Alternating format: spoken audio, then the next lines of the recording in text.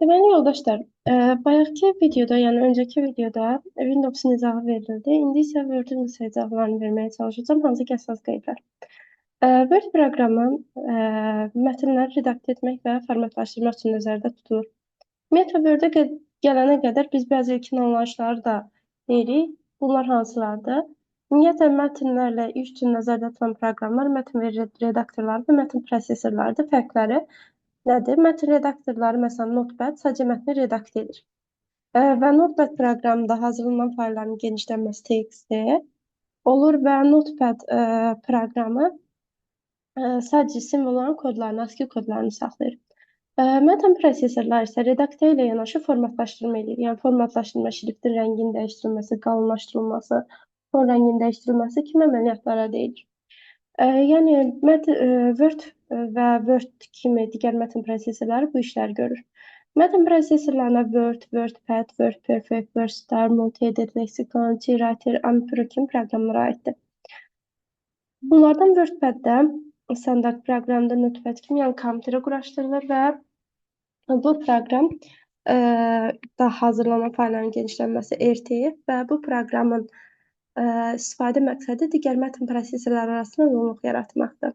Mətn prosesorları üçün ümumi anlayışlar var. Bunlar simvol, abzas, haşiyə, kalan titul, yəni sərlövhə, kadr kimi anlayışlardır. Bunlar haqqında məncə hər birinizin məlumatı var. Çünki artıq bu videonu izləyirsinizsə, Word haqqında deməli məlumatınız var.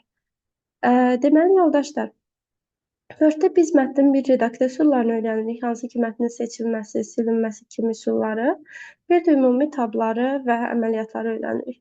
Baxın, mətn daxil edəndə, elə ümumiyyətlə kursorun dayandığı yerdə mətn daxil edilir. Kursor harada dayanırsa, onun olduğu yerdən də biz mətni daxil edə bilirik. Deməli, uşaqlar, mətn daxil edərkən onun öncədən klaviatura dilini seçmək lazımdır. Klaviatura dilini dəyişmək üçün Alt Shift və yaxud da Win spacebardan istifadə edə bilərik.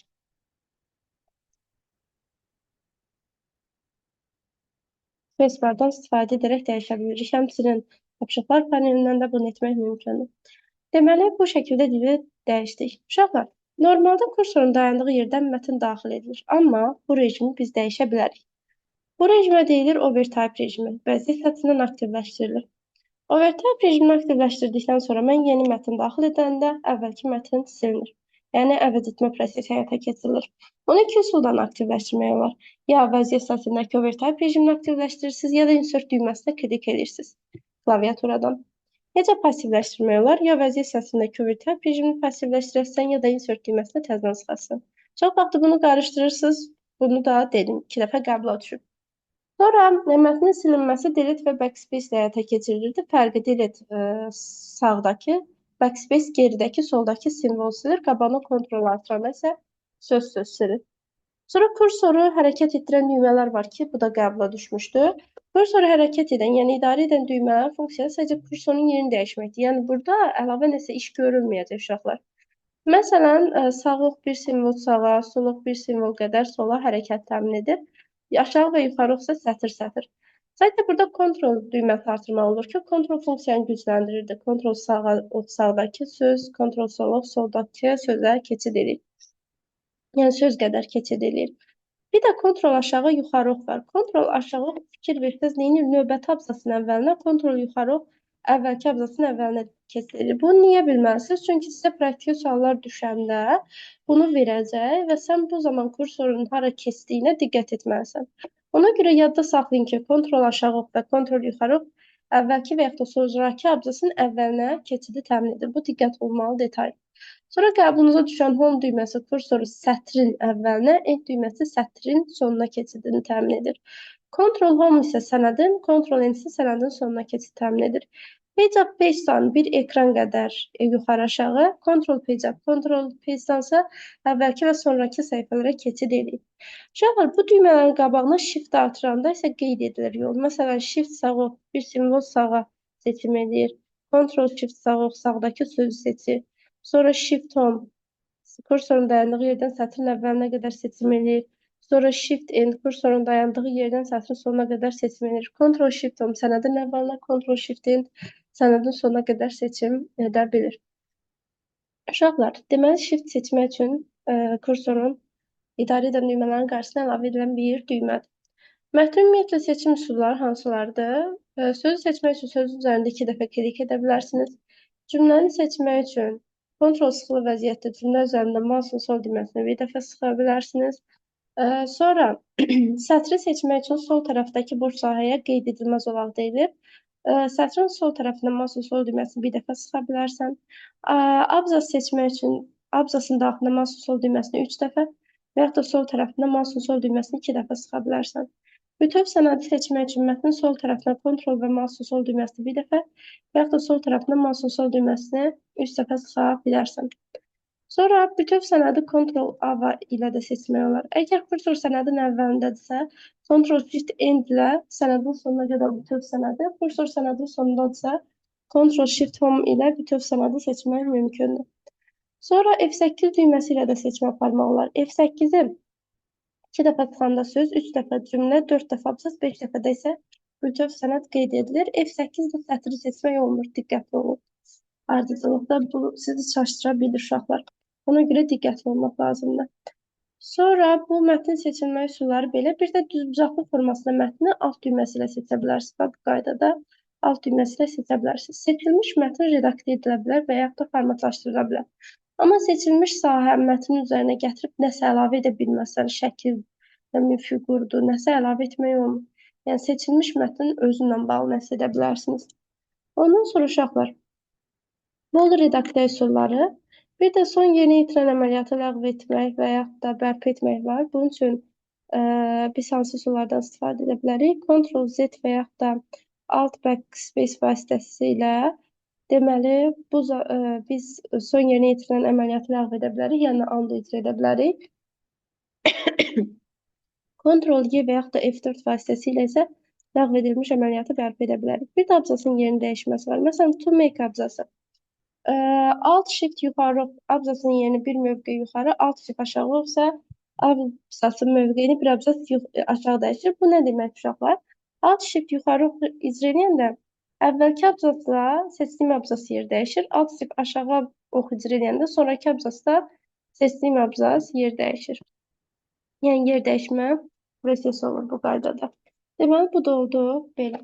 Ümumiyyətlə, bir də mətn üzərində qat və kopya əməliyyatları icra edə bilərsiniz. Qat edəndə mətn olduğu yerdən kəsilir və mübadilə buferinə yer dəyişir. Kopyalayanda isə mətnin sadəcə sürəti mübadilə buferinə köçürülür. Mübadilə buferinə maksimum 24 dənə element olur. Bunları ya tək-tək, ya da hamısını eyni anda sənədə yapışdıra bilərsiniz, ya da tək-tək isə, ya da hamısını eyni anda silə bilərsiniz. Deməli, uşaqlar, bu da bu qaydada olur.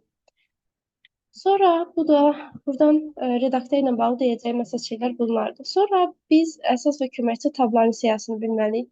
Əsas və köməkçi tablara xüsusilə fayl menüsündən baxsanız daha yaxşı olar. Çünki ümumi burada qeyd edilir. Fayl menüsündə optionsda customize ribbon deyib əsas və köməkçi tablara baxa bilərsiniz. Main əsas tabdır. Bura blog post, insert, outlining, background removal, home, insert, draw, design, layout, reference, main, review, view, developer, sonra add-ins, agreement, help bunlara aiddir. Sonra tooltabs köməkçi tablardır. Burada bilməli olduğun hansı obyektə əlavə edəndə hansı köməkçi tab çıxırsa budur. Yəni əsas bunları bilmək lazımdır. Sonra uşaqlar, deməli, smart chart əlavə edəndə dizayn format, chart əlavə edəndə dizayn format, sonra table əlavə edəndə dizayn layout, şəkil əlavə edəndə format, sərlifə əlavə edəndə eyni adlı header and footer, düstur əlavə edəndə equation, sonra 3D model əlavə edəndə 3D model adlı köməkçi tablar əks olunur. Bu da belə. Sonra uşaqlar, tabları bildiniz. Sonra ümumi olaraq əsas şeyləri öyrənməlisiniz. Məsələn, fayl menüsündən nə iş görülür? Ən azından ümumi şəkildə, cümlə şəklində öyrən ki, fayl menüsündən yeni fayl yarada bilirəm, son istifadə edilən fayllara baxa bilirəm, yaddaşdakı faylları aça bilirəm, faylları haqqındakı məlumatlara baxa bilərəm, faylları mühafizə edə bilərəm, Dəyişikliklərlə bir yerdə yaddaşa verə bilərəm, fərqli formada yaddaşa verə bilərəm, çap edə və yaxud da çapdan öncəki görünüşə baxa bilərəm, ötürə bilərəm, tipini dəyişdirə bilərəm, sonra bağlaya bilərəm faylı, sonra proqram parametrlərini sazlaya bilərəm, istifadəçi parametrlərinə baxa bilərəm. Bunlar deməli fayl menüsünə yeni yüklənən əməliyyatlar. Ən azından cümlə şəklində bu qaydada öyrənir. Burada kiçik detallar nələrdir? Həm home-dan, həm də new hissəsindən yeni fayl yaradılır. Qısa yolu Ctrl-N. Open həm qısa yolu Ctrl-O, həm də Ctrl-F12-dir. Və burada son açılan faylların və qovluqların maksimal sayı 50-dir. Open dialog pəncərəsindən mətn tipli faylları aça bilərəm. Yeni qovluq yarada bilərəm. Ondan sonra faylın adını daxil edərək axtarış edə bilərəm. Və faylları bir neçə rejimdə aça bilərəm. Bunlar hansılardır? Open, Read-Only, OpenSCopy, Browser, with Transform, Protect View və Repeat. Uşaqlar, burada yadınızda saxlayın ki, Read-Only rejimdə açılmış faylın üzərində dəyişiklik eləyəndə bu dəyişikliyi faylın üstündə yadda saxlamaq olmur. Yəni, save eləyəndə save as dialog pəncərəsi açılır. Bunu unutmayın. Və iki halda save as açıla bilər. Bir fayl ilk dəfə yaddaşa verilərsə, bir də Read-Only rejimdə açılarsa, sən save eləyəndə save as açılır. Sonra uşaqlar, info fayl haqqındakı məlumatlara baxmağa, həm də mühafizə etməyə imkan verir. Save dəyişikliklərlə bir yerdə faylı yaddaşa verir, save as fərqli formada yaddaşa verir. Qısa yolu F12-dir. Buradan yeni qovluq yarada bilərsən. Hansı qovluqda və yaxud da xarici yaddaş qurusuna yerdə saxlanacağını təyin edə bilərsən. Ad dəyişə bilərsən, tipini dəyişə bilərsən, yəni genişlənməsini, müəllifin adını. Ondan sonra tag əlavə edə bilərsən, titul əlavə edə bilərsən. Sonra tools bölməsindən gəlib general options deyərək mühafizə edə bilərsən. Və burada hansı qayda yadımıza düşür? Deməli, biz faylı həm info, həm də save as-da mühafizə edə bilərik. P-nin çap üçündür və çapda yadınızda saxlayın ki, bir üzdə maksimum 16 dənə səhifə çap edilir. İkiyə faylı ötürmə internet üzərindən yayımlamaq üçündür. Export faylının tipini dəyişə bilir. Burada belə bir qayda ortaya çıxır ki, həm save as-dan, həm də exportdan faylı tipini dəyişmək olar. Bu sadəcə faylı bağlayır, qısa yolu Ctrl F4'də, amma Alt F4 ümumi proqramı bağlayır.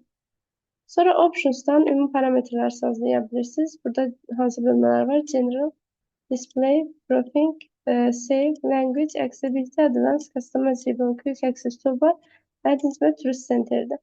General bölməsindən nə edə bilərsən? Screen tiplərə baxa bilərsən. Screen tip nədir? Əmrin üzərinə gələndə üzərində verilən kiçik izahlı çərçivələr var. Onlara deməli, screen tiplər deyilir. Həmin bu qutuların görünüb görünməməsini təmin edə bilərsiniz. Username istifadəçi adını dəyişə bilərsiniz. Sonra Office Background. Office Background nədir? Mətnin özü yox, ümumi proqram bu kənarda qalan məzmunu daxil olan sahələr var ki, onun görünüş rejimlərini dəyişə bilərsiniz və yaxud da rəng parametrlərini dəyişə bilərsiniz. Sonra display ekran parametrlərində ümumi səhifə üzərində, yəni proqram daxilindən söhbət gedir. Boşluqlardır, abzas işarəsidir, gizlədilmiş mətnlərdir. Ondan sonra müxtəlif işarələrin, çapda görünməyən işarələrin görünməsini təmin edə bilərsiniz. Proofing avtomatik düzəlişlərin həyata keçirilməsini, yəni avtomatik düzənlənmə parametrlərinin tənzimlənməsini təmin edir xüsusilə. Save yaddaşa vermə parametrlərini və avtomatik hansı intervaldan bir yaddaşa veriləcəyini təyin edir. Bəzən sizi çaşdırırlar. Deyirlər ki, bu save faylı yaddaşa verir. Xeyr, vermir. Sadəcə yaddaşa vermə parametrlərini düzənləyir. Language dildir, accessibility əlavə imkanlardır, advanced genişləndirilmiş parametrlər sazlayır. Customize ribbon, lent tablarına baxır, plus yeni lent tabı və qrupu yarada bilir.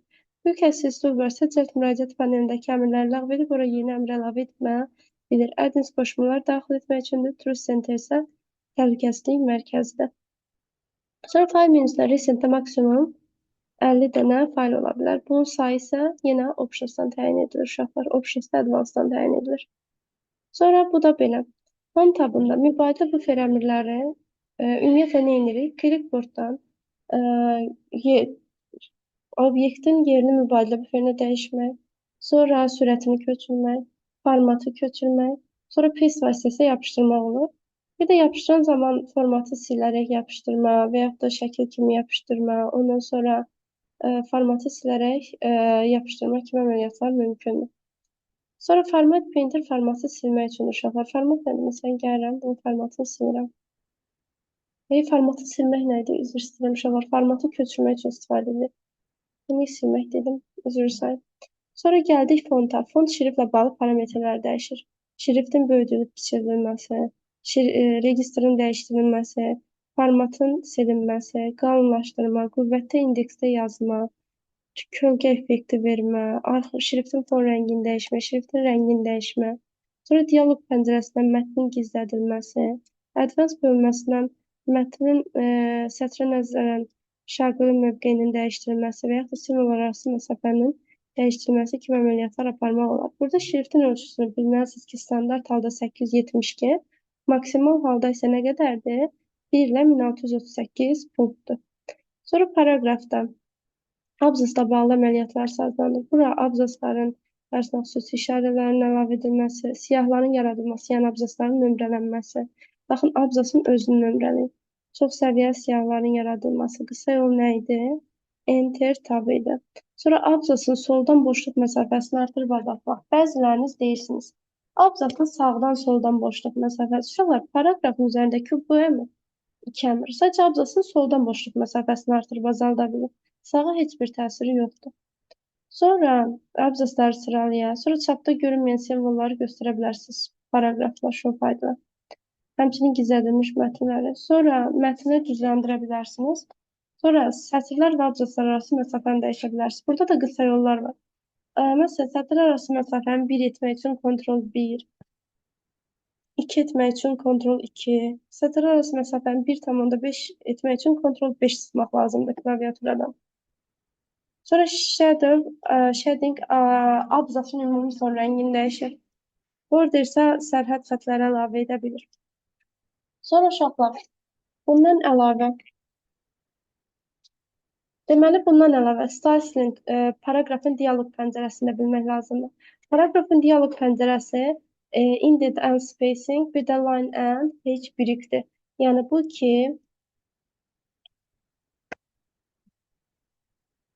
iki dənə dialoq pəncərəsinin adlarını öyrənmək lazımdır. Fontda da həmçinin iki dənə dialoq pəncərəsinin iki dənə pəncərə əlavəsi var. Font və advance. Sonra style stand qrupu. Style mətnə müxtəlif stillər verir.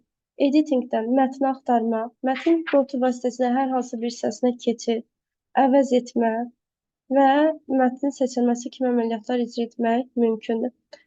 Buradan əsas önəmli qeydlər nələrdir? Önəmli qeydlər bunlardır ki, mübadilə buferində maksimum 24 dənə element ola bilər. Bu elementləri ya tək-tək, ya da hamısını eyni anda yapışdıra istifadə edə bilərsiniz. Cut və copy-nin burada tək fərqi odur ki, cut edilmiş obyekt öz əvvəlki yerindən silinir, amma kopyalanmış obyekt öz əvvəlki yerində qalır. Bir də obyektin mübadilə buferinə yerini dəyişmiş obyektin formatını silərək sənədə yapışdırmaq mümkündür. Bunun üçün ya keep text only, ya da unformat text əmrini icra etmək lazımdır. Sonra fontda əsas məsələ dialoq pəncərəsi və bu dialoq pəncərəsindən mətnin gizlədilə bilir olmasıdır. Dialoq pəncərəsinin qısa yolu Ctrl-D-dir, font və advance pəncərə əlavələrindən ibarətdir. Sonra paraqrafda burada əmrlərdə xüsusilə məsələn siyahıların yaradılması deyəndə başa düşməlisiniz ki, məqsəd abzası nömrələməkdir. Çox səviyyəli siyahı yaradanda isə istifadə edən qısa yol enter tabdır. Bəzən tab enter verirlər cavablarda, bu yanlışdır. Sonra bu abzasların soldan məsafəsini artırıb azaltmaq olur. Sağdan məsafəni ancaq dialoq pəncərəsindən edə bilərsiniz.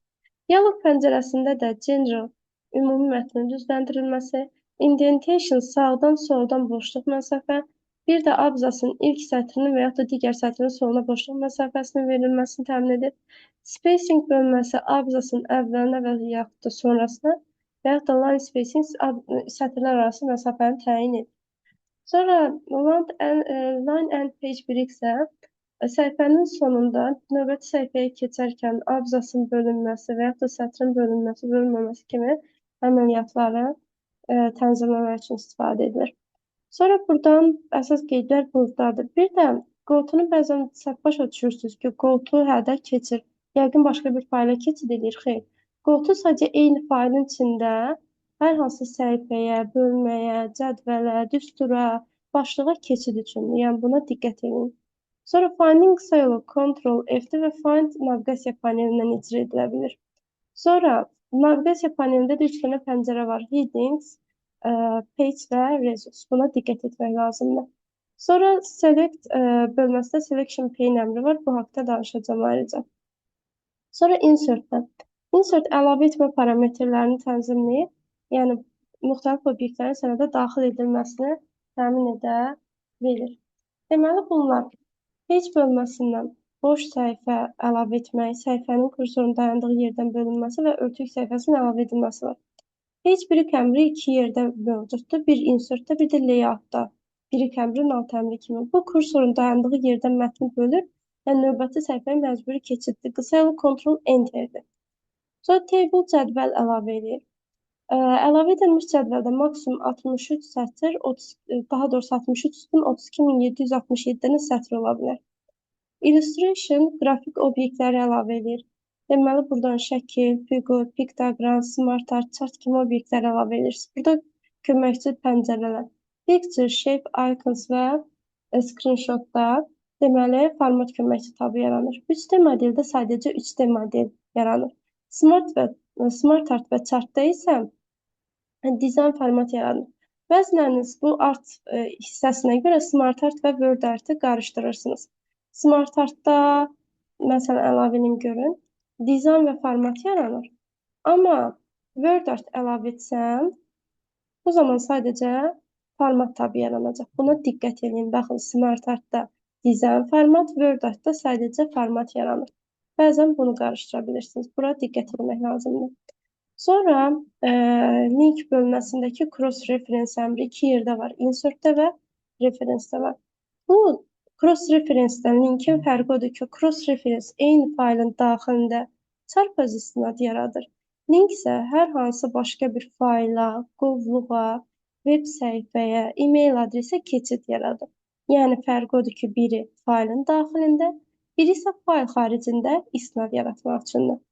Sonra comment əmrindən bağlı qeydimiz odur ki, comment həm insertdə, həm də review'dan əlavə edilə bilir və sənədin məzmununa daxil olmur. Sonra sərlövhə ilə bağlı əsas qeydlər. Sərlövhə əlavə edilir sualının cavabı hər zaman insert. Sərlövhə insertdən əlavə edilir. Header yuxarı, footer-sə aşağı sərlövhə əlavə edilir. Amma sərlövhələrlə bağlı əməliyyatlar insertdən yerinə yetirilə bilməz. Yəni, ilk ihtimal olduğunu cavablardan biridir hətta. Çünki header, footer sadəcə əlavə edir. Sərlövhə əlavə ediləndən sonra sərlövhə ilə bağlı işlər ya header, footer köməkçi tabından icra edilir ki, əsas işlər buradan icra edilir. Ya da sərlövhələrin fərqləndirilməsi page setup dialoq pəncərəsindən icra edilir. Bu, ya layoutdan açılır, ya fayldan açılır. Gördünüz, heç birinin insertun adı yoxdur. Ona görə diqqətli olun. Deməli, header, footer köməkçi tabından bağlı keçən qəbula düşmüş sual deyim. Məsələn, sual belədir ki, sərlövhəyə nə əlavə etmək olar? Sən header, footer köməkçi tabında insert bölməsində bilməlisən ki, suala cavab verə biləsən. Deməli, sərlövhəyə mətn, səhifə nömrəsi, sonra date time bölməsindən vaxt, tarix, sənədin xüsusiyyətləri haqqında məlumat, hazır mətn və şəkillər əlavə etmək mümkündür. Yəni, digər heç bir elementi əlavə etmək olmur.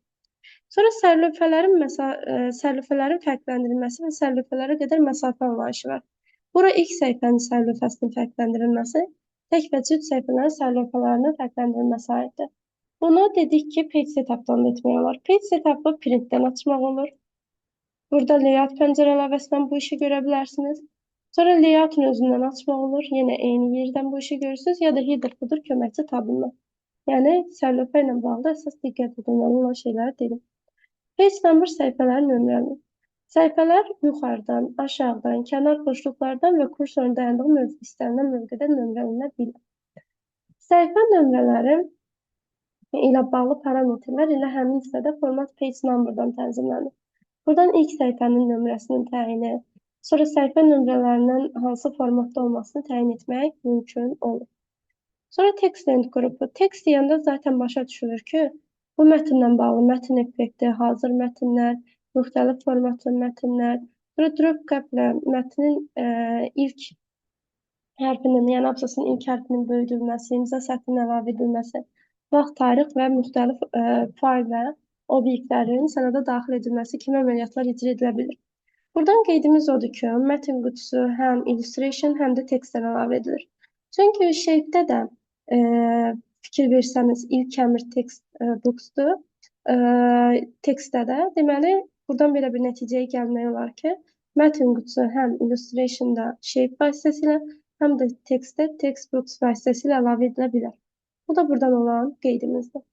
Sonra simvol, düsturlar və simvollar əlavə edilir. Bu simvollardan ilk simvollar klaviaturanızda olan simvollardır bir səsi, hansı ki, durğu işarələr, rəqəmlər və hərflər.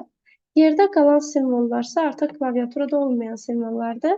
Xüsusilə bu isə klaviaturada olmayan simvolların əlavə edilməsi üçün zəruridir. Klaviaturada olan simvolları əksəriyyətlə klaviaturanın özündən əlavə edə bilərsiniz.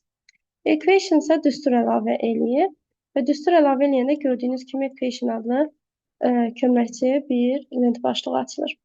Insert-dən bu qədər. Table-dan təmirlərini danışmadım, çünki ümumi Word məsələlərini ayrı bir videoda izah eləyəcəm. Sonra dizayna gəldik. Dizayn ən rahatıdır. Document formatting və page background lent qruplarından ibarətdir. Document formattingdə mətnə müxtəlif temalar tətbiq etmək, page backgroundda isə arxa plana su nişanı əlavə etmək, arxa plan rəngini dəyişmək və sərhəd mətnə səhifəyə kənar sərhədlər əlavə etmək. Buradan diqqətli olmalı olan detay nədir? Rəngləmə ilə bağlıdır. Məsələn, fontda gördüyünüz highlight color sadəcə şriftin, seçilmiş mətnin fon rəngini dəyişir. Shading əmri isə paraqrafdakı shading bütöv abzasın fon rəngini dəyişir. Dizayndakı page color isə bütöv səhifənin fon rəngini dəyişir bu qaydada. Sonra burada page borderdən bağlı əsas qeydimiz nədir? Page border dialoq pəncərəsini bir çox yerdən keçid etmək olar. Page border vasitəsi açılan dialoq pəncərəsinə daha doğrusu. Deməli, bu hansıdır? Faylda başlayaq. Page setup dialoq pəncərəsində border əmri var. Buradan keçid edə bilərsən. Sonra home tabında sırf border əmri var. Buradan keçid edə bilərsən.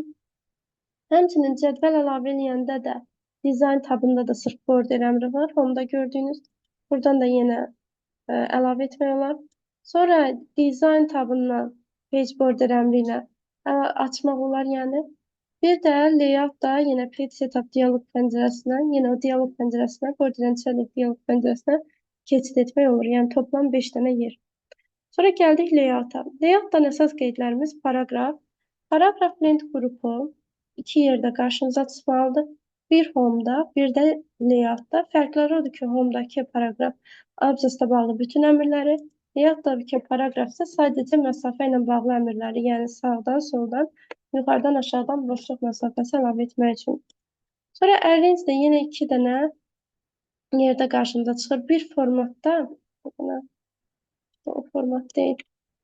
Şəkil fiqur əlavə eləyəndə ortaya çıxan format köməkçi tabında olur. Arrange. Bir də layout-da qarşımıza çıxır, yəni 2 yerdə qarşımıza çıxır. Sonra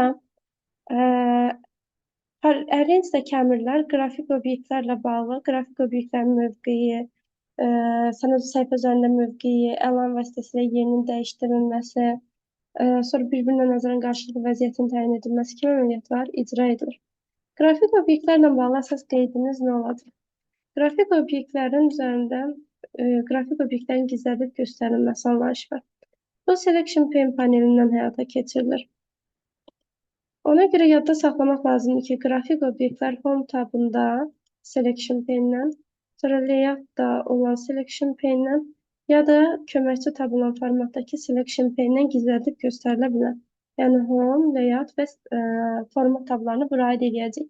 Mətnin gizlədilməsi deyəndə isə nəyə götürürdük? Font dialoq pəncərəsindəki hidden əmrini, yəni fərqlər buradadır. Buradan deməli, selection pane-i bildiniz. Sonra align-da belə bir əmr var, view grid lines. Bu view grid lines ümumi sənədin tor xətlərini gizlədib göstərir. Bununla bağlı qeydimiz nədir? Ümumi sənədin tor xətləri layout-dan, formatdan, bir də view tabından gizlədib göstərilə bilər. Bu da tor xətlərlə bağlı qeydimiz olacaq. Sonra layout-da başqa page setup üzərindəki əmrləri ayrı öyrənilir, dialoq pəncərəsi ayrı. Üzərindəki əmrlər kənar boşluqların təyini, Sonra portret, kitab kimi, landscape, albom kimi görünməni təmin edir. Size və rəqəm ölçüsünü təmin edir. Column mətni sütunlara bölür. Birik sənədi bölmələrə ayırır və yaxud da kursorun olduğu yerdən bölür. Line number sətirlərin nömrələyir. Yəni sənədin və yaxud da abzasın sətirlərini. Hyphenation da hecalara bölür. Buradan bir şeyi yadınızda saxlayın ki, abzasın özünün nömrələnməsi paraqrafdandır.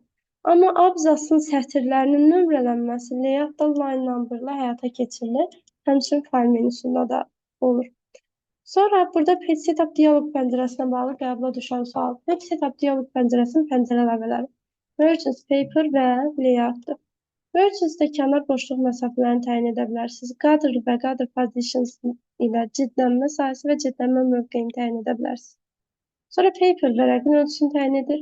Layout da bölmələrə ayırma, sərlifələrin fərqləndirilməsi, sətirlərin nömrələnməsi, sərhəd xətlərin əlavə edilməsi kimi parametrləri icra edir. Sətirlərin nömrələnməsi dialog pəncərəsində olduğu üçün biz sətirlərin nömrələnməsinə həm failə, həm də layouta aid edə bilirik. Bu da page setup dialog pəncərəsi olur. Yəni buradan icra etmək olur. Bu da layoutla bağlı vacib qeydlərdir.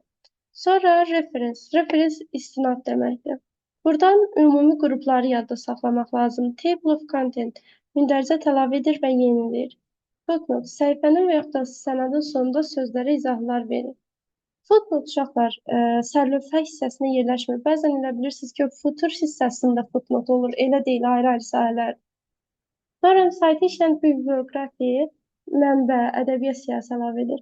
Captions adlandırma edir. Məsələn, bazar günü sınaqda düşmüşdü. Bir cədvəlin adlandırılması çoxlu çaşbaş qalmışdı. Əslində, cədvəlin adlandırılması, cədvəl, şəkil, fiqur hamısı captions'da insert captions vasitəsilə həyata keçirilir. Sonra index göstəricilər siyahısı yaradır. Table of affordance abreviaturaları yaradır. Bu əsas məsələ budur. Buradakı cross reference dedik həm də insertdə yer alır, çarpı istinadlar yaradır. Sonra mündəricatların yaradılmasında da birinci mərhələdə styles'dan başlıq stili verməlisiniz. Daha sonra mündəricət yarada bilərsiniz. Əks halda mündəricət yarada bilməyəcəksiniz.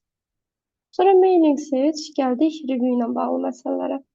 Review'da proofing, əsas qruplar proofing, speech, accessibility, language, comment, mark, track change və yaxud da tracking, change, sonra compare, protect, ink deyən link qruplar var. Spelling and grammar, orfoqrafik, qrammatik səhvlərin yoxlanması üçündür. Burada diqqətli olun, orfoqrafik səhvlər qırmızı dalğalı xətlərlə,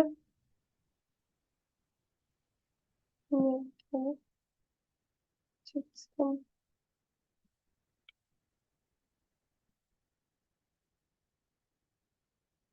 Olmamasına.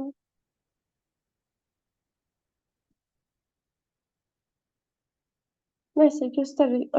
Orfoqrafik səhvlər qırmızı dalğalı xətlərlə, qrammatik səhvlər göy paralel xətlərlə işarə olunur. Dilsari sinonimlər əlavə edilir. Word count isə word count dialog pəncərəsini açır. Bu işarəni bir dəfə testdə görmüşdüm, yadınızda saxlayın word count. Word count dialog pəncərəsini iki yerdən açmaq olar. Bir, review'dan, bir də vəzir sətrində söz sayına klik edəndə də word count açılır. Sonra read aloud mətni sözbəsöz səsləndirir. Burada check accessibility-nin alt əmri var, navigation pane.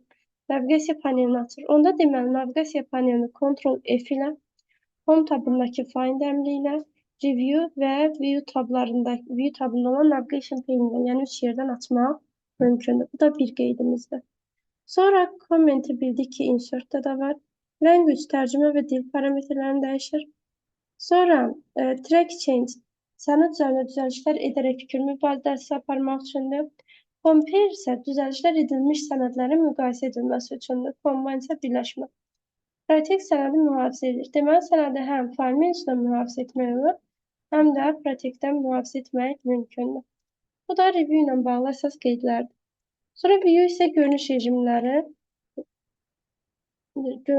ilə bağlı parametrləri dəyişmək üçün istifadə edilir. Məsələn, mətn əlavə edək, sonra mətnə qrafik obyektlər əlavə edək ki, görünüş rejimlərinə baxa bilək.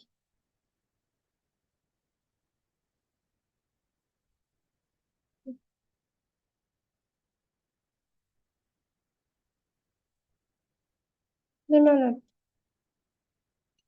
uşaqlar, görünüş rejimlərindən read mode oxu rejimidir. Burada məqsəd oxuma olduğu üçün sənədi redaktə etmək mümkün deyil. Read mode rejimində tabları da görə bilməzsiniz. Bu belə. Sonra print layout. Bu rejimlə bağlı yadınızda saxlamalı olduğunuz qeyd odur ki, print layout sənədin susmaya görə açıldığı rejimdir. Məsələn, sənəd hansı görünüş rejimində açılır deyəndə cavab print layout olacaq. Çünki redaktör rejimidir bu.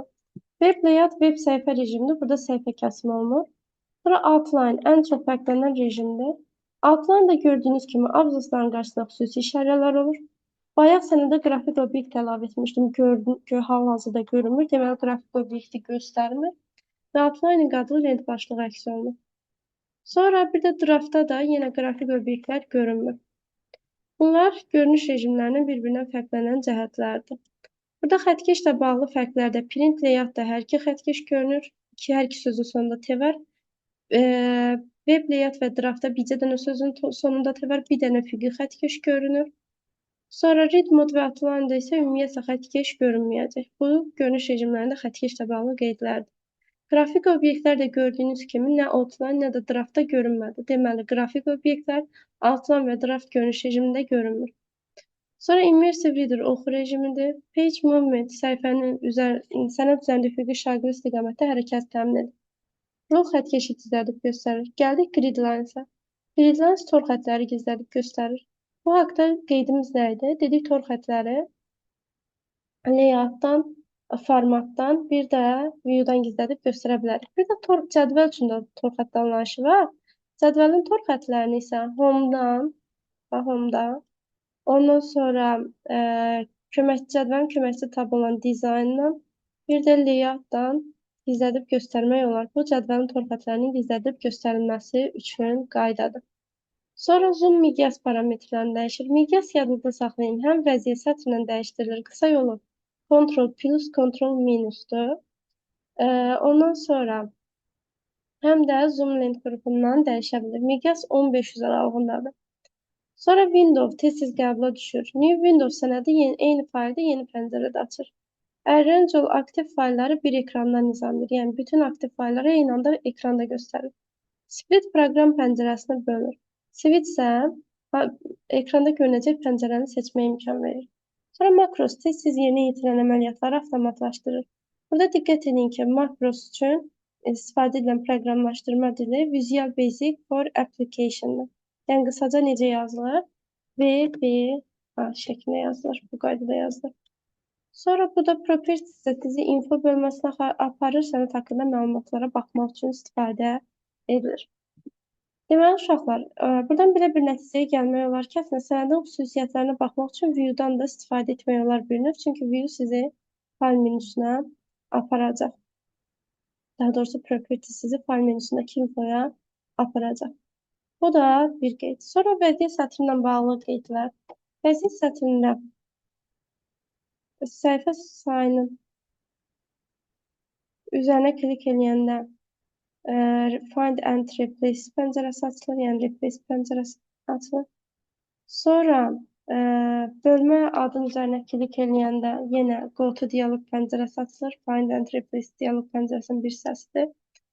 Sonra Page One of N bölməsində klik edəndə naviqasiya paneli açılır. Söz sayına klik edəndə Word count pəncərəsi açılır. Ondan sonra Proofing əmrini icra edəndə orfoqrafik, qrammatik səhvlər yoxlanılır. Sonra dil parametrlərini dəyişə bilərsiniz. Bu da sizi review-dan açılan müvafiq language dialog pəncərəsinə aparır.